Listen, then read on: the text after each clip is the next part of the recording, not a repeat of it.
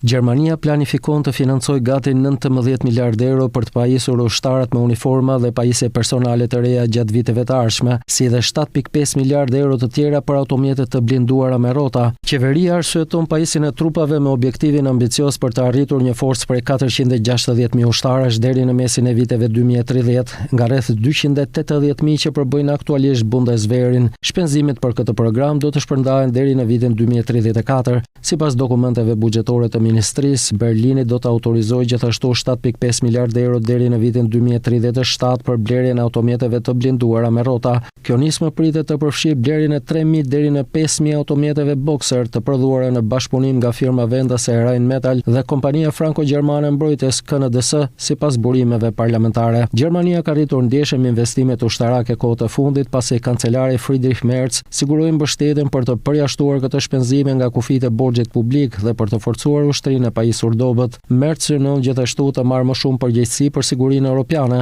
Në vitin 2026, shpenzimet totale të mbrojtjes përfshirë fondet speciale pritet të arrijnë rreth 117.2 miliardë euro, duke e çuar kuotën e NATO-s në rreth 2.8% të prodhimit të brendshëm bruto.